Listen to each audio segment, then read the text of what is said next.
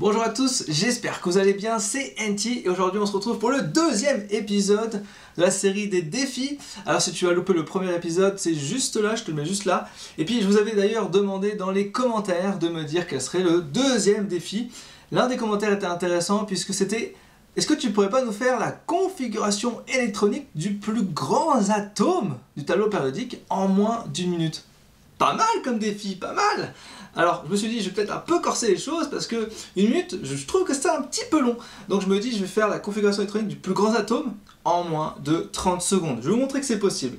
Alors, je vais aussi vous dire, mais c'est quoi le plus grand atome?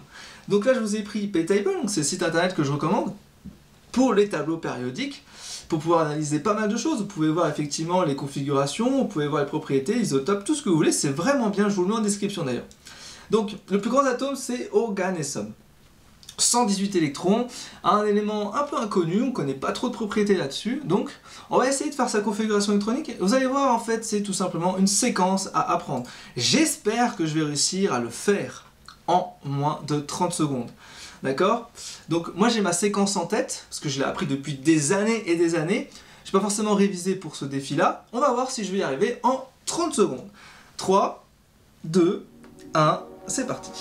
Donc le premier c'est 1 S2, 2 S2, 2 P6, 3 S2, 3 P6, 4 S2, 3 D10, 4 P6, 5 S2, 4 D10, 5 P6, 6 S2, 4 F14, 5 D10, 6 P6, 7 S2, 5 F14, 6 D10, 7 P6. Voilà, c'est fini.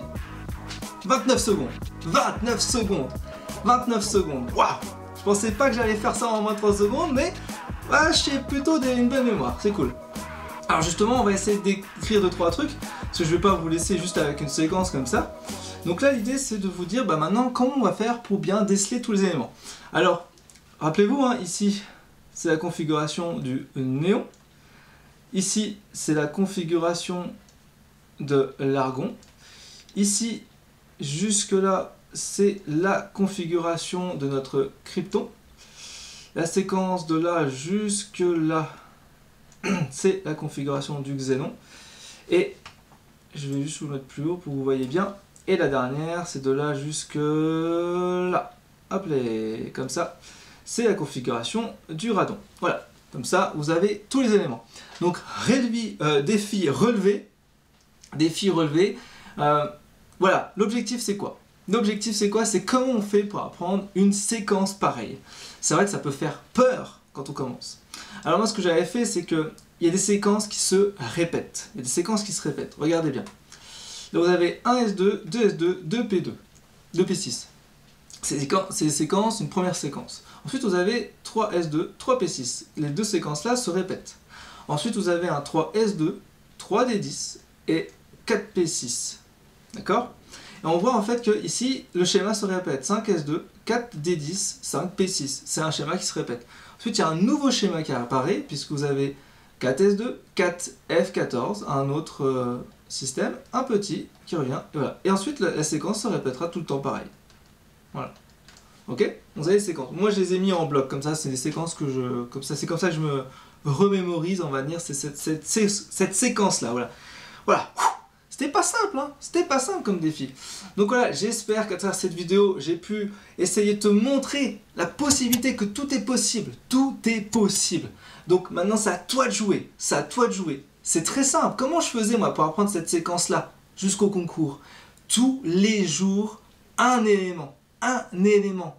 Tu prends un élément et tu fais sa configuration électronique. Tu prends au pif. Tu prends ton tableau périodique. D'ailleurs, il est là. J'ai toujours un tableau périodique. D'accord? Ce tableau périodique, c'est un tableau périodique de 7 de table. D'accord? Et moi, je l'utilise. Je l'utilise régulièrement, mais je l'utilise surtout pour pouvoir faire les cours. Mais ce qui est intéressant, c'est que quand on a besoin justement de pouvoir s'interroger, on prend au pif comme ça.